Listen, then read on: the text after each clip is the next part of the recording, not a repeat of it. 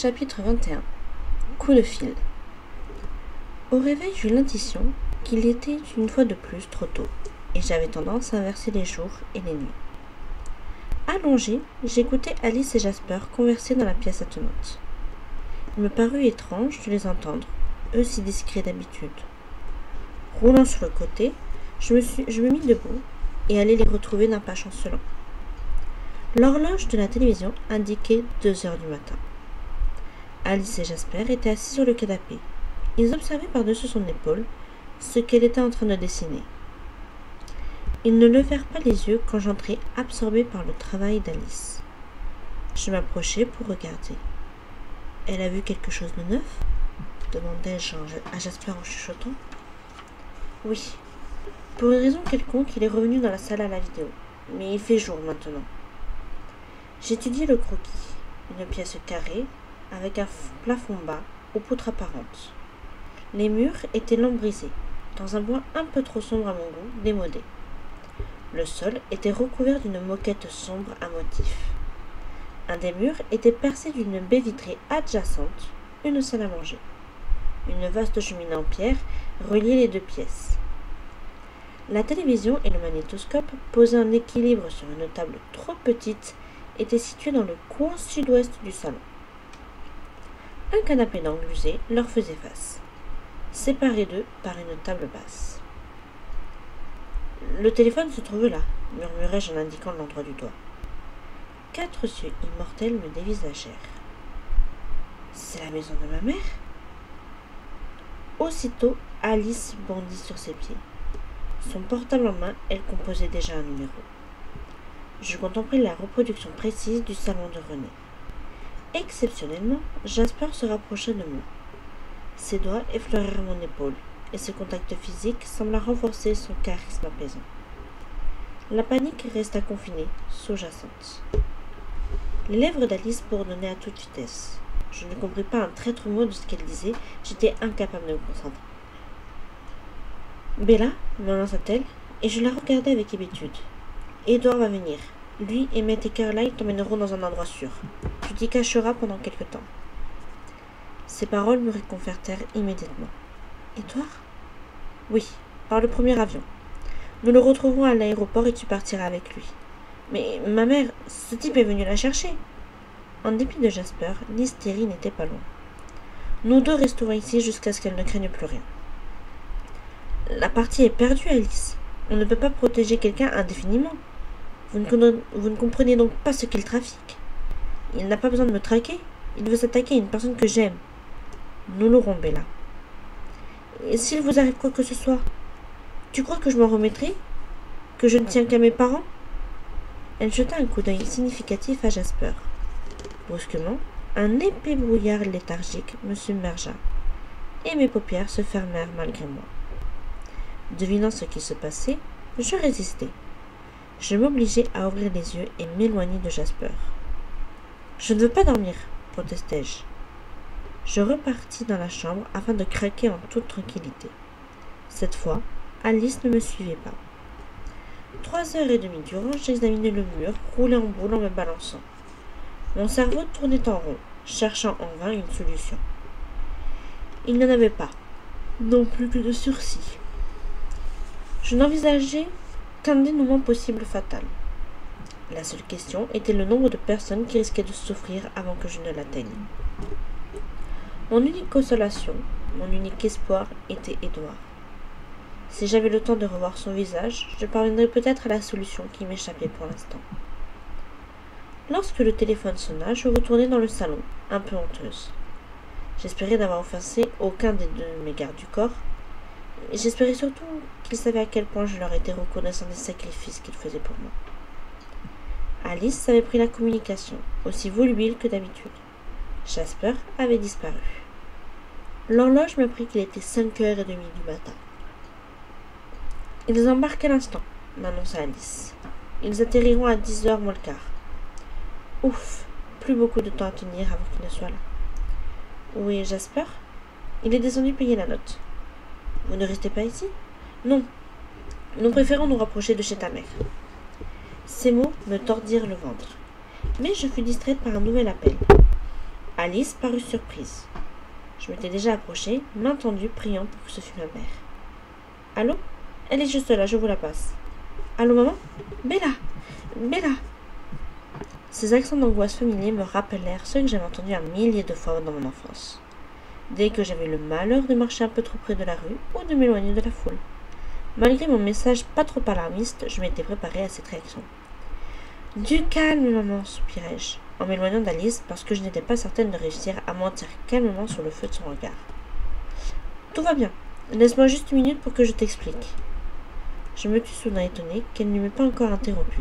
« Maman ? » « N'ajoute rien tant que je ne t'en aurais pas donné la permission. » Cette voix-là était aussi étrangère qu'inattendue. Un ténor très plaisant, formaté de ceux qui résonnent à l'arrière-plan d'une publicité pour les voitures de luxe. Il parlait très vite. « Bon, je n'ai pas envie de faire du mal à ta mère, alors obéis-moi au doigt et à l'œil, et il ne lui arrivera rien. » Une pause de quelques secondes, tandis que je me pétrifiais d'horreur. « Très bien, me félicita-t-il. Maintenant dis. Non, maman, reste où tu es. Non, maman, reste où tu es, répétai-je dans un murmure à peine audible. J'ai l'impression que ça va être difficile, reprit-il sur un ton amusé, léger et amical. Et si tu t'isolais, histoire de l'expression de ton visage ne gâche pas tout? Il n'y a aucune raison que ta mère souffre pendant que tu changes de pièce, dis. Maman, s'il te plaît, écoute-moi. Vas-y. Maman, s'il te plaît, écoute-moi, suppliai-je en me dirigeant lentement vers la chambre, consciente des yeux inquiets d'Alice dans mon dos. Je fermai la porte en luttant contre la terreur qui bloquait mon esprit. Très bien. Tu es seule? Réponds oui ou non. Oui. Mais il t'entend sûrement. Oui. Dans ce gars dit, fais-moi confiance, maman. Fais-moi confiance, maman. Tout a fonctionné, bien mieux que ce à quoi je m'attendais. Je pensais devoir attendre, mais ta mère est arrivée un peu plus tôt que prévu. C'est tellement plus facile, tu ne trouves pas? Moins de suspense, moins d'anxiété pour toi. Je ne réagis pas. Maintenant, écoute-moi très attentivement. Tu as faussé compagnie à tes amis. Tu crois en être capable? Réponds par oui ou non. Non. Comme c'est fâcheux. J'espérais que tu te montrerais un peu plus inventive. Penses-tu que tu parviendrais à te débarrasser d'eux si la vie de ta mère en dépendait? Réponds par oui ou non. Il devait bien y en avoir un moyen. Je me souviens que nous comptions aller à l'aéroport, Sky Harbor International, encombré plein de couloirs et de recoins. Oui. C'est déjà mieux. Je devine que ce ne sera pas facile, mais si j'ai la moindre soupçon d'une présence à ton côté, ta mère risque fortement d'en pâtir. Tu en sais probablement assez sur nous pour te douter que la vitesse avec laquelle je serai au courant si tu te tentais de me doubler, et de celle qu'il me faudrait pour m'occuper de ta mère. C'est clair? Réponds par oui ou non. Oui, chuchotai-je d'une voix brisée. Bravo, Bella. Alors, voici tes instructions. Tu vas venir chez ta mère. Près du téléphone, tu trouveras un numéro. Appelle-le et je t'indiquerai où te rendre ensuite. J'avais déjà deviné où et comment tout cela se terminerait. Néanmoins, je suivrai ces instructions au pied de la lettre. Compris? Continue-t-il. Réponds par oui ou non. Oui. Avant midi, s'il te plaît. Je n'ai pas toute la journée devant moi. Où est Phil? Attention, Bella. Tu n'as pas le droit de parler avant que je ne t'en donne la permission. J'attendis. Il est extrêmement important que tes amis n'apprennent rien de notre petite conversation. Dis-leur que ta mère a appelé et que tu l'as convaincue de ne pas se rentrer chez elle pour l'instant. Répète après moi. Merci, maman. Je t'écoute. Merci, maman. Je tâchais de lutter contre les larmes qui commençaient à couler. Dis, je t'aime, maman. À bientôt. Vas-y, maintenant. Je t'aime, maman. À bientôt. Au revoir, Bella. Il me tarde de te retrouver. Il raccrocha. Je gardai l'appareil collé à mon oreille, tétanisé par la peur, incapable de dénouer mes doigts. Il fallait que je réfléchisse. J'en étais consciente, mais ma tête était pleine de la panique de ma mère. J'ai mis plusieurs secondes à reprendre le contrôle de moi-même. Lentement, très lentement, mes idées commencèrent à briser l'épais mur de douleur, à former un plan. Je n'avais plus le choix. désormais, sinon celui de me rendre dans la salle des miroirs pour y mourir. Je n'avais aucune garantie que René survivrait. Seulement le faible espoir que James se satisferait d'avoir gagné la partie, d'avoir vaincu Edward. La détresse me serrait le cœur. Je n'étais pas en mesure de marchander, et je n'avais rien à offrir ni à refuser qui puisse l'influencer. J'étais coincé. Je refoulais ma terreur du mieux que possible. Ma décision était prise. Inutile de perdre du temps à se lamenter sur ce qui en ressortirait. Il était indispensable que je sois maîtresse de moi devant Alice et Jasper. Leur échapper était absolument essentiel et me paraissait totalement impossible. J'étais soulagée que Jasper fût sorti. Dans le cas contraire, il aurait aussitôt perçu mon angoisse, et je n'aurais pu l'empêcher de me nourrir des soupçons. Je ravalais mon épouvante et mon affolement. Ce n'était pas le moment. À la place, je me concentrais sur mon évasion, espérant que ma connaissance de l'aéroport fît tourner les événements en ma faveur. Alice patientait dans le salon, sûrement curieuse. J'avais cependant un dernier deuil à faire avant de la rejoindre. J'étais en effet obligée d'admettre que je ne verrais plus jamais Edward. Même pas un bref aperçu de son visage à emporter avec moi dans la salle au miroir. J'allais le blesser, et je ne dirais pas au revoir. Je m'autorisai à fondre en larmes. Un peu plus tard, je me ressaisis et sortis affronter Alice. Mon expression parut l'inquiéter et je m'empressai de parler avant qu'elle ne pose des questions. Je n'étais pas en état d'improviser. Ma mère est soucieuse. Elle souhaitait rentrer à la maison, mais tout va bien, je l'en ai dissuadée. Nous veillerons à ce qu'elle soit saine et sauve, Bella. Tranquillise-toi.